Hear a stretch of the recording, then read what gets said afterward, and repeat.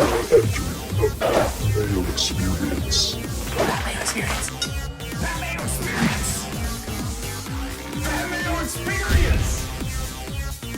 Experience. Welcome to the Pat Mayo Experience, presented by DraftKings 2021 Travelers Championship Research. First look, the complete preview. You'll be checking out the entire string of shows throughout the week. Jeff and I will be back with our full bets for the Travelers, plus the U.S. Open recap on Monday, DraftKings on Wednesday, final picks on Wednesday. You know how it goes. Subscribe to the newsletter in the description, completely free. That way you won't miss anything. Hot links to everything else. Also, things you can find down in the description.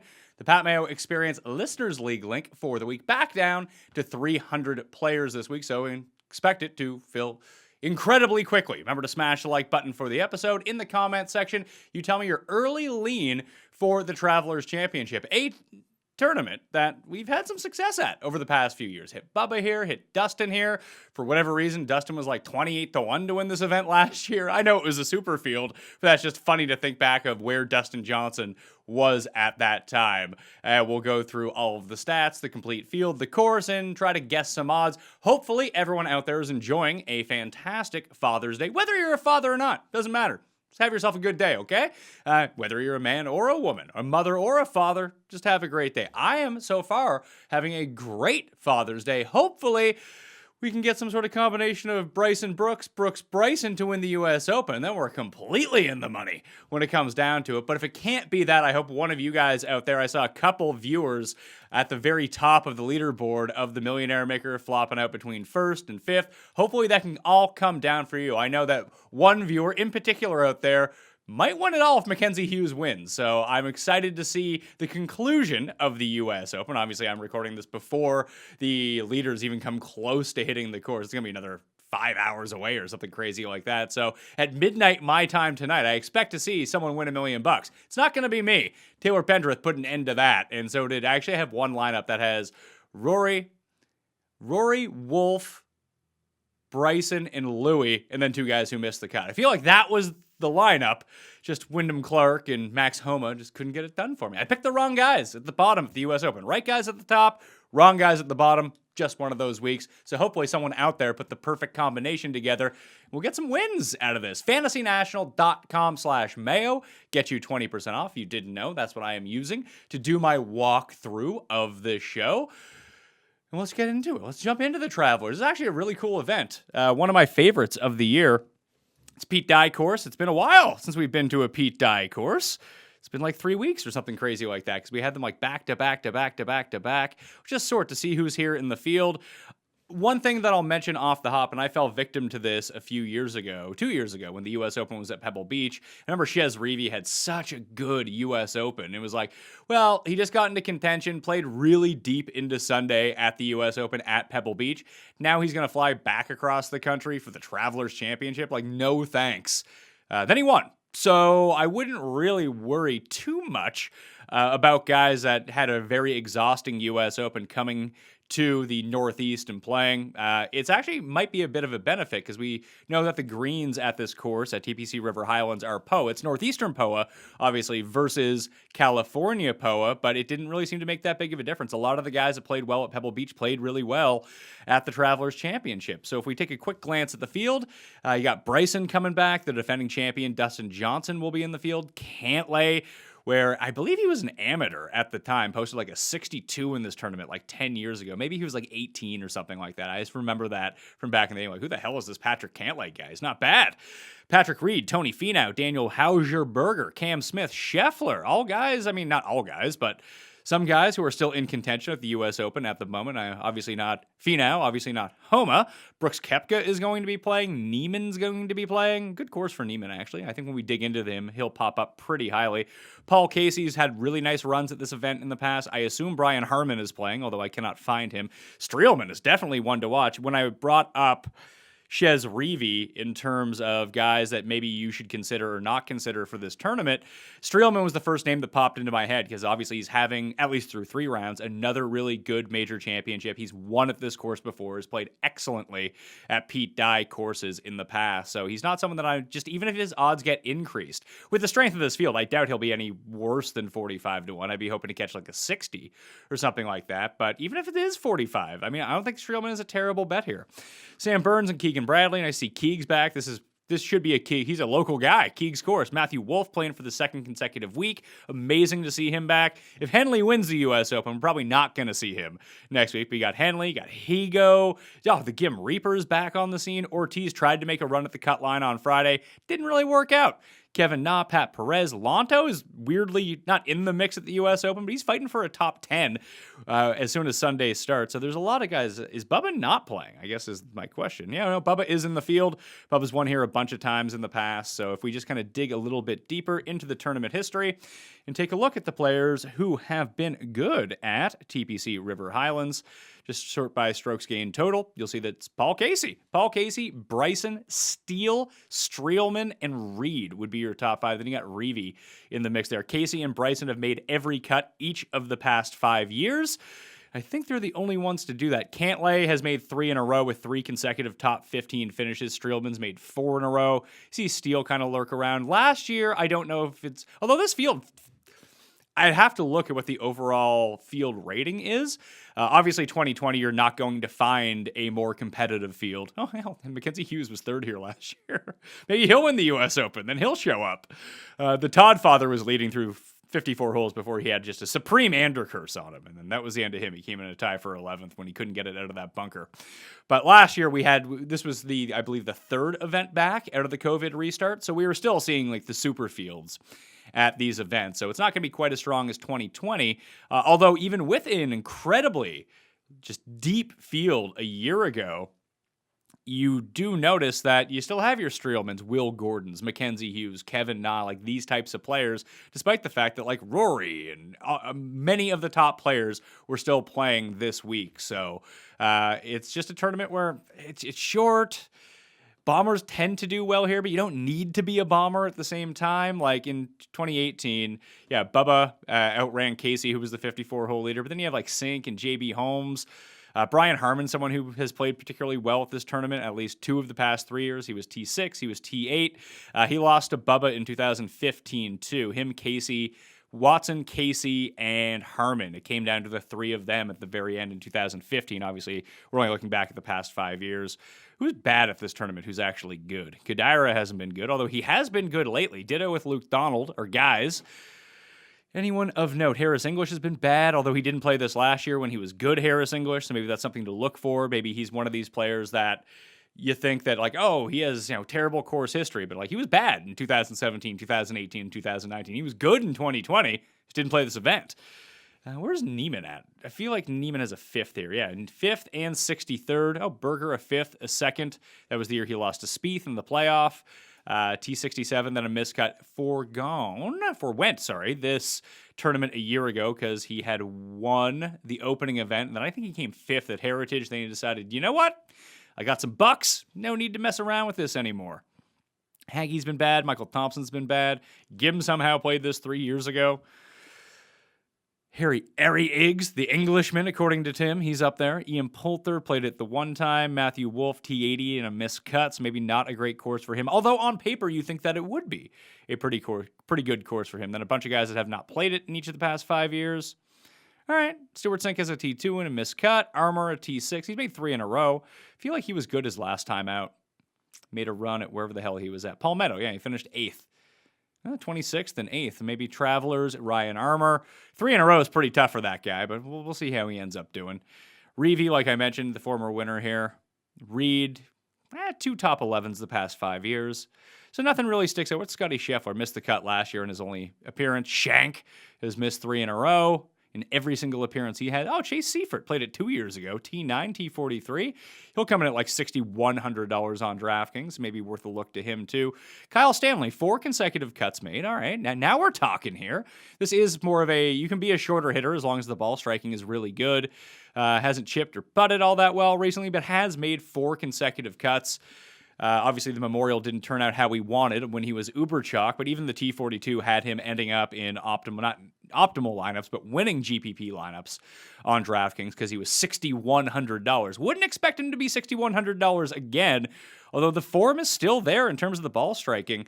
Let's jump over to the course stats and just see what types of player it actually takes to win at TPC River Highlands. We'll take a look at the past course conditions and the course breakdown. So the historical conditions, you see the POA greens, pretty easy scoring. Pete Dye course, less than 7,200 yards, tends to be calm in terms of the wind. You rarely see round 3 in 2017, windy as fuck, but other than that, pretty calm to moderate. The green speeds have been fast.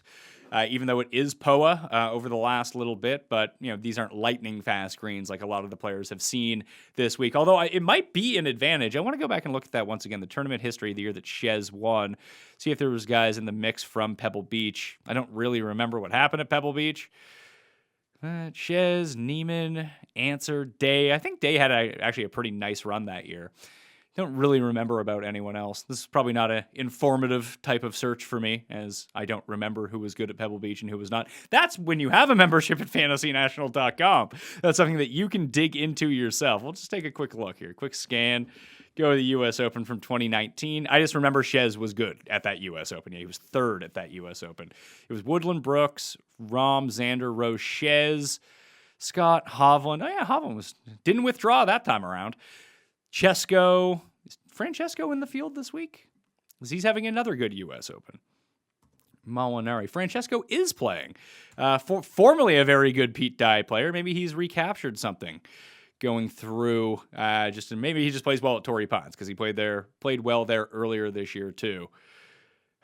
Jason Day was T21. Paul Casey was T21. So maybe there's something to having putted on pretty fast POA the week before that maybe that's something. I don't know. The green firmness has been down the past 2 years. It had played firm throughout 2018. Then it's kind of got back to soft and medium. Hitting fairways pretty easy compared to what you see in your regular run on the PGA Tour. Take a quick look at the scorecard to see if we can find any sort of hacks here in terms of DraftKings Showdown. Not really, with the 10th hole being the second hardest on the course and the closing 3 holes being 3 of the most difficult. That it doesn't seem like there's an advantage one way or another to start on the back or start on the front. So no hacks on that. If we take a look at the yardage book, and obviously this will update through the week if they have new pin positions or something like that. But I always just remember 400 to 450 yards. When JB Holmes came 3rd here a few years ago, that was the main reason that I was on him, was those were the holes where he really dominated, and it ended up coming to fruition. He and Bubba had those like dueling really good Sundays to close it out. But you can see we'll call 389 in that mix too. Like that's close enough they can push the tee boxes. That's the approximate range. So 389, 398, we'll throw that into the 400 bucket. So you have 1, 2, 3, 4, 5, 6. And that one's 450, that one's 450, that one's 454. So there's on paper, there's only 4, but you really have 6, and really it's more like 9 in terms of holes from that range. You can see we have 7 listed when the tee boxes move around, but you could even push that to 9 if you really wanted to. So that's going to be one of the key ranges this week, par 4 scoring from 400 to 450 yards. I mean, that includes a lot of the field, obviously, but really good wedge players should play well at this course. You think you drive the ball 300 yards, you have 150 in, 125 in, depending on the roll that you get. And you kind of see, I mean, this is taking par 5s into consideration, but 150 to 175 is going to be where the plurality of approach shots come from. Then you just see a bunch. Like normally the way that the distribution works on approach shots, it's like 150 to 175, 175 to 200, and 200 plus are usually the big 3. But you can see this week, I mean, the 200 plus, that's still going to be that's just par 5s essentially. But you see it skewing more towards that 100 to 150 range. Then that's where your shorter hitters can come in. Your Reeves of the world are going to have a lot of their second shots from 150 to 175, where the bigger hitters, you can find big hitters good with wedges. they should very much be competing this week. The drivable par 4, at this course is super fun. It's the one where you can take it over the trees if you want to. Lebiota, I just remember last year, kept just hammering it onto the green or coming really close to hammering it on the green. That's really fun. It's hole number 15, one of the swing holes at this event when we come down to it. And 2 of the approach shots from 200 plus, 2 of the par 3s are 204 and 239. So that's where you're also skewing it a little bit more. The par 3s at this course, difficult for this course, with 3 of the 7 most difficult holes being par 3s this week. Let's take a look at the top 5 finishers and see if that tells us anything different in terms of strokes gained. Yeah, more weighted towards ball striking. Obviously, approach around the green means something, but less than driving. And you got to make some putts here. When Streelman won this event, I think it was the transitions. No, was it this event? He's won. Now, am I getting this and Valspar mixed up in my mind? I feel like he has 2 wins on tour, and one is at this course, one is at Valspar at Copperhead. Let's see here. Kevin Streelman. Yes, he won the Travelers in 2014. And that's when the Valspar was called the Tampa Bay Championship. And how did he do it? He got insanely hot with the putter that year towards the end. Yeah, but ball striker, hey, Tringali ended up coming 3rd back in 2013. Luke Donald, Pat Perez, Sergio, Jordan Spieth was in the field that year. Cooch. Funny how 8 years make such a difference. Harris English, so he had a 7th that year. So when he was a good player, he finished well with this course. I just think there's something with English. We can dig into the U.S. Open stats a little bit too, if you want to, towards the end, if we're making good time here. But I do want to jump into the modeling and just see what I have listed from this. See if this was a good one or a bad one. Go on down to the Travelers. Good at the top. Good enough for Pat. Let's see what this spit out for me last time. Strokes gained, ball striking, 25%. Approach, 10%.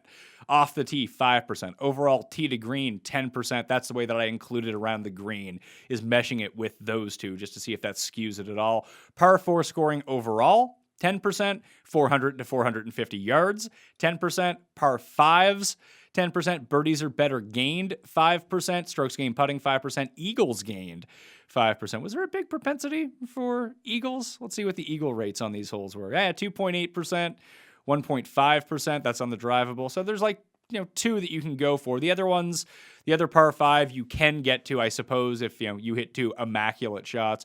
Probably don't need to be weighting eagles gained all that much. Let's take that out. I'm going to take out eagles gained, and I'm going to decrease birdies or better gained. I'm going to throw in opportunities gained just to see who has the most birdie chances. I'm going to weight that at 10%. I'm going to get rid of tee to green and add in around the green to make sure that gets proper weighting in this. Maybe this will help the model be a little bit better this time around. And we'll call that 10%. There we go. See what that brings us. You know what? I'm going to go back down and go 5% on around the greens. Drop down par 4s overall to 5% and boost up driving off the tee to 10% and boost up approach by another 5. See what that gives us. Over the past 50 rounds, it's probably going to be, I guess Morikawa's not playing. Charlie Hoffman is my guess, is number 1. Charlie Hoffman or Keegan would be my guess once this loads itself up here. Over the past 50 rounds, Dustin Johnson, your defending champion. Charlie Hoffman, Tony Finau, Brooks Koepka, Abraham Ancer, Neiman Berger Burns, Patrick Cantlay, and then it was Keegan Bradley.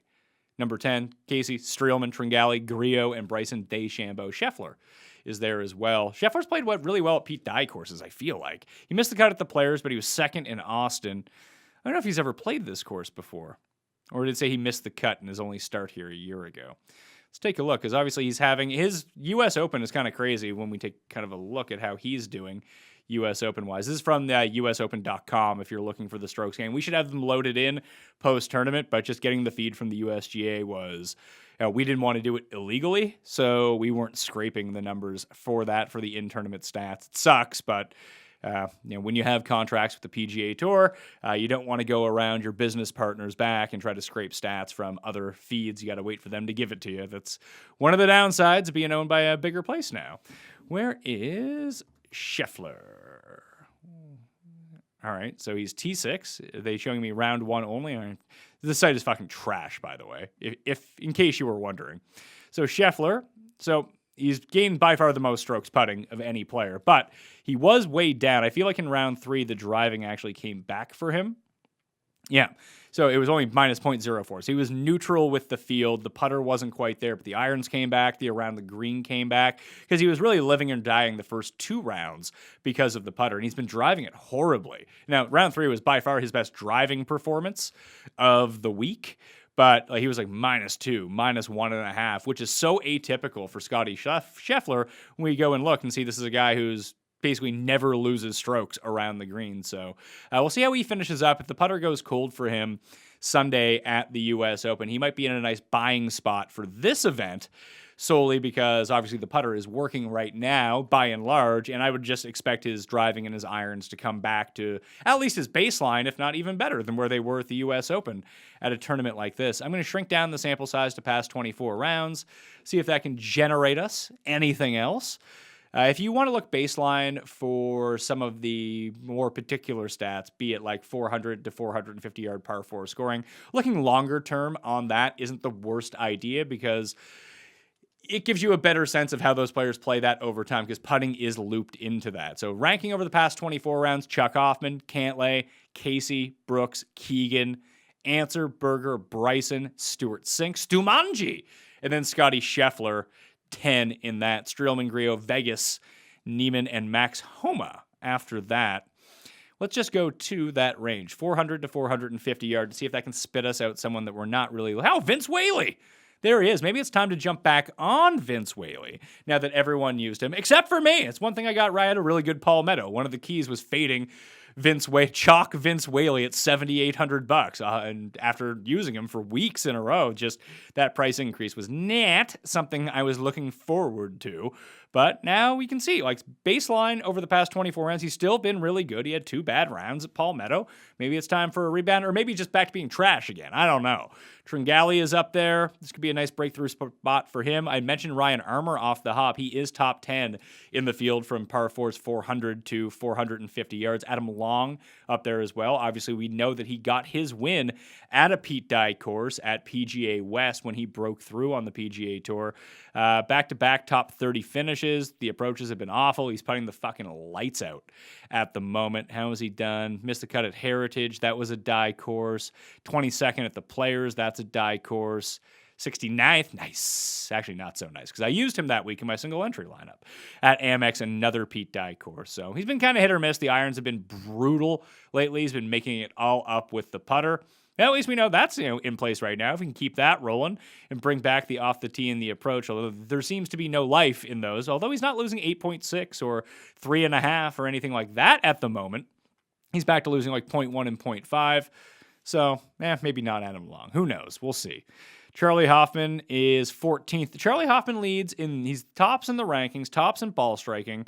He is tops in par 5 scoring, tops in birdies or better gain, and second in opportunities gained. He's having a pretty good, kind of lost track of what Hoffman was up to. Hoffman is having a bad, that's round 3 only I'm looking at. All rounds for Chuck Hoffman. Is he really losing that much? He's having a bad approach week. That's strange. Good driving week, good putting week for Charlie Hoffman. But if we take a look at Hoffman's overall numbers, this would strike me as a really good Charlie Hoffman course. I don't know how he's played here over the years, but for a guy who's been gaining all of the strokes on approach and he's finally losing some at the U.S. Open, again, he's another guy I would expect to rebound in that category. How has he played at the Travelers? 2nd, 7th, 3rd, so those are good finishes. Missed the cut once since 2012, was 41st last year. Obviously, this is the best golf that he has been playing in years. Might be a spot to go back to Chuck. I wouldn't be afraid of taking a lower quality player versus some of the higher end guys at kind of shittier odds, like that 30 to 50 range, where these guys should probably be like 60, 75 to 1. And even that, their true odds should probably be like 100 and something to 1, but that's just not something that we encounter ever. I hit Russell Knox at this tournament too in the past. Knox, Bubba, Dustin. This has been a good one for me. So hopefully we can keep that going this year. But someone like Charlie Hoffman, someone like Keegan Bradley, you're probably going to see them diminished on the sheet versus someone like Abraham Answer. However, I feel like Answer's irons were fucking fire at this tournament. They were 6.1 strokes gained on approach at the U.S. Open. I feel like that's still one of the best in the field, despite the fact that he didn't make the cut because nothing else was working for him. Let's see here. Who was the best? Lonto, Spieth, Keimer, Henley, of guys who made the cut. So Lonto leads all players who have made the cut with 6.14 strokes gained on approach. Answer is a 0.01 behind that through 2 rounds. So there were some other guys who missed the cut who actually played really well on approach. Answer, Wiesberger. I don't think Wiesberger is playing. Let's see. Are we feeling the burn this week? No, we are not feeling the burn this week. Mario. I don't even know who that is. Mexican player named Mario Carmona. Sebastian Munoz, Billy Ho, Cam Smith. Cam Smith's around oh my God. Cam Smith lost 6 strokes around the green in 2 rounds. That seems atypical. Ryan Palmer couldn't putt. He lost almost 7 strokes putting in 2 rounds. Is Palmer in the field? Because again, this would strike me as another good Palmer course. No, he is not playing. Cam Smith is playing, however. I think he's relatively interesting here. It's funny how bad he was around the greens despite being 10th overall in that number. When I needed him to make that up and down at Memorial for some big bucks to get my big 6 of 6 through, he also couldn't get it up and down. So thanks for nothing, pal. Will Z couldn't putt, couldn't chip, but the irons were there. Southgate couldn't putt, couldn't chip. You're just going to see that a lot. Homa couldn't putt, couldn't chip. He might be in a nice buying spot for this week. No putting and chipping from Carlos Ortiz, but the approach was still pretty good. Higo, he drove it well. The irons were fine. Couldn't putt, couldn't chip. So, and he is in the field this time around. So there are some guys who are kind of hidden values if you extract some of the ball striking information that we have from the U.S. Open. And maybe that is non-applicable. Solely because the course is so much more difficult. It's almost 1,000 yards longer than we're thinking about. But I think that some of those guys might be flying a bit under the radar because when you see what the result at a very public event, someone like Answer, we finally might get a break on in terms of their number. And I'm not too concerned about guys who are missing the cut from the U.S. Open coming in, or even guys that didn't play in the U.S. Open coming in. As long as they were playing well beforehand, I got no qualms with that. Should we try to guess the odds for the week? That's always one of my favorite parts of the show. Let's see here. I'll call that 23-27 U.S. Open stats for the time codes, and then 26-29 guess the odds. So we have DJ, and some of this, like if Bryson wins the U.S. Open or Brooks wins the U.S. Open, I would expect them to be probably pretty much near the top of everything. I'm actually going to go back to the regular strokes gain mode, just because this should make everything much easier on me in defining it. I'll sort by last 100 rounds to see who the best overall players are, and that gives us a better sense of everything. So I just want to be able to get the very top-end names down of who I think is going to be inside the top 10. So Berger, Reed, Finau, Iron Chef, Cantlay. Who else do we got here? Yeah, it might push. Oh, Siwoo is playing. Pete Dycourse plays Siwoo Kim.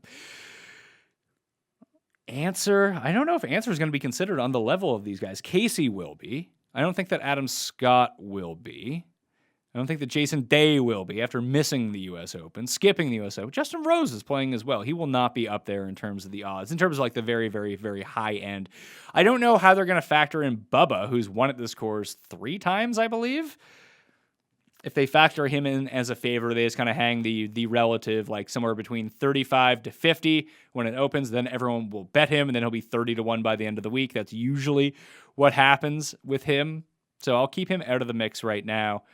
So Bryson, Berger, Reed, Finau, Cantlay, DJ, Scheffler, Answer, Brooks, Neiman. Probably not Neiman even. Might catch like a 40 on Neiman. Maybe a 50 if we're lucky. Maybe that's the range to go look in this week. And then Bubba down on that list. So DJ, Bryson, Brooks, Cantlay is where I would go at the top in terms of who I think are going to be up there. DJ being the defending champion, still being the number 1 player in the world, unless Bryson or Brooks wins, I'm guessing that he is going to be the favorite. I'm going to say he opens at 11 to 1. Bryson, 12 to 1. Brooks, 14 to 1. Cantlay, 16 to 1. That would be my first lean of where these odds are going to go. And hopefully I'm not missing one of the big names up here. If I am, I apologize for that. Then we'll catch a Burger at a 20. Reed at 22. I wonder if Finau finally missing the cut will push him down. I doubt it. We'll call Finau and Scheffler 25-1 apiece. Call Casey 22-1 and Answer 28-1. So DJ, Bryson, Brooks, Cantlay are the four guys I have listed below 20-1. And I guess if like Henley wins, maybe he moves up to like 25 or something like that. Berger at 20, followed by Reed and Casey at 22. Finau and Scheffler at 25. And then we have the Mexican, Allen Iverson, Abraham Answer at 28. Hopefully we can catch a 40 on him. It depends on which book opens what, but I'll be taking a look at DraftKingsSportsbook.com to see what happens with that. FantasyNational.com/Mayo to get yourself 20% off. Let me do a quick search on this to see when the British Open is. British Open date. 2021. I'm really looking forward to the British Open. July 18th. Which leaves us, if you get a monthly membership at FantasyNational.com right now, /Mayo for that 20% off, it will take you through the British Open. So now is a good time to get that monthly membership because you'll be wanting to play the last major of the year, I'm sure. Maybe you're big on the Olympics or something like that. I don't know. But that's the not necessarily the unofficial end of like true golf season, I find at least, is because you still have the FedEx Cup, you're going to have the Olympics, you'll have the Wyndham Championship and all that stuff this year. But like true high-end golf, at least in my mind, ends at the British Open because I think there's still... Is Southwind in there? I think Southwind is 2 weeks after that, but I don't know how it works out with an Olympic schedule this year. Anyway, it's the last huge event of the year is the British Open before we get to the Ryder Cup. So FantasyNational.com/Mayo, smash the like, sub to Mayo Media Network, and the newsletter, which you can find in the description. In the comment section, you give me your early lean for the Travelers Championship, and the Pat Mayo Experience DraftKings Listeners League link is in the description. Right now, let's fill that shit up, all right? Thank you all for watching. Like I said, best of luck at the U.S. Open. If you're watching this before the conclusion of this year's third major, I'm Pat Mayo. I'll see you next time. Pat Mayo Experience! Experience!